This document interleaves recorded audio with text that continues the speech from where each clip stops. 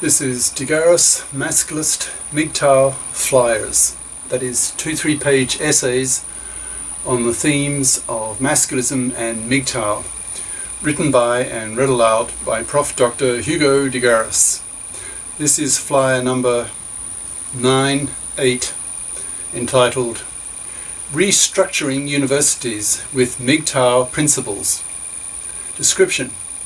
This flyer wonders how society would be affected if millions of MGTOW/masculist professors could work part-time, spending their free time doing what they love.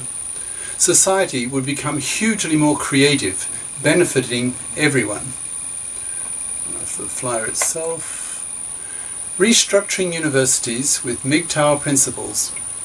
With millions of MGTOW/masculists refusing to be manslaves to fluffy parasites, refusing to have kids, and spending their money on themselves, they can afford to work little, live frugally, and spend most of their time doing what they love.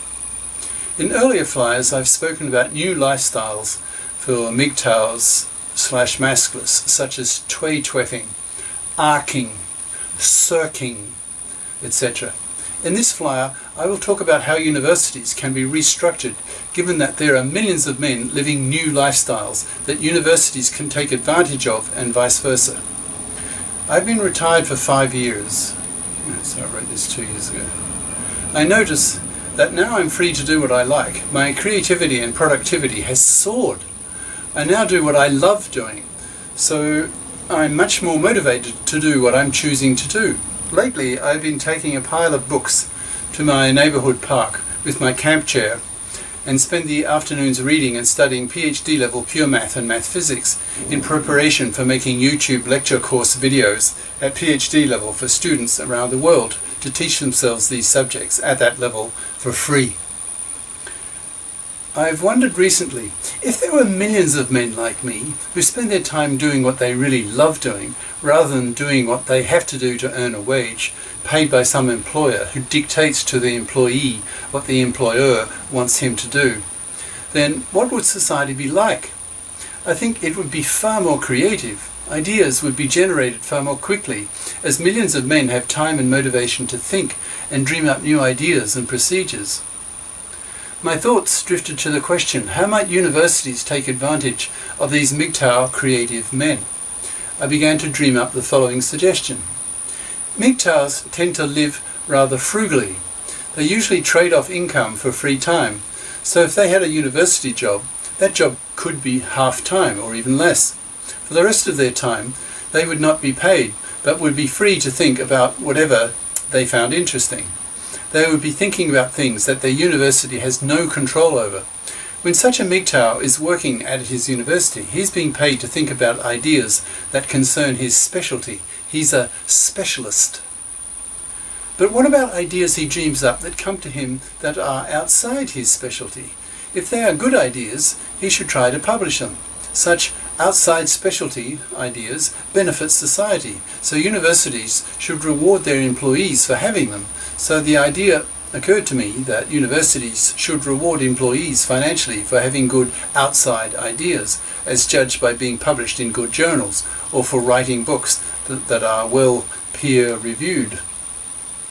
Should universities be open to outside specialty people off the street?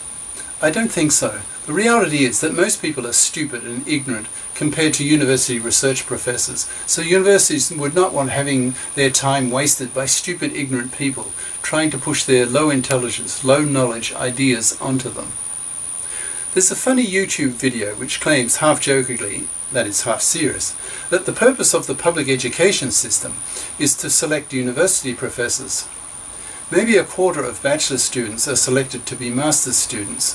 Perhaps a tenth of those go on to get a PhD. Maybe a quarter of those become university research professors.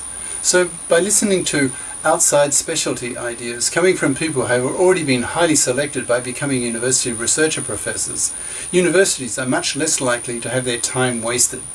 The odds are much higher that the quality of the outside specialty ideas coming from quality people will be good. Now, imagine universities staffed by full-timers, by part-timers, where many of the part-timers are MGTOWs who live frugally and spend a sizable percentage of their time without pay doing what they love doing. If their new loves in time turn them into real specialists so that they have a jobby, that is, their job is their passionate hobby and vice versa, then they can look for a full-time job in their new field if they choose to. I suspect with lots of part-time MGTOW/masculists having free thoughts, then society will benefit greatly. Conversely, forcing people to specialize in one thing for decades of their lives often leads to stultification. In my own case, I was evolving neural nets using genetic algorithms to build artificial brains for 2 decades. I got really bored doing the same thing year after year, but I had to because that was what I was being paid to do. My interest shifted away from computer science towards pure math and math physics, so now that I'm retired, I do the latter. I've already dreamt up ways to compute at the femtometer scale and how to build structures, femtoengineering, at the same scale. So in a sense I'm the father of femto tech. Multiply my case by millions over the earth and it should be clear that world creativity will skyrocket and men will be a lot happier. It's intoxicating to do what you love doing. I love knowledge. I love learning difficult, powerful ideas, as in pure math and how the world works. That's in physics. And regularly get an intellectual high as some new vista of knowledge opens up before my eyes, forcing a wow from my lips. It happens to me regularly, and I'm nearly 70. Imagine millions of men being like that, which is what MGTOW/masculism allows. Cheers. Prof. Dr. Hugo de GARIS.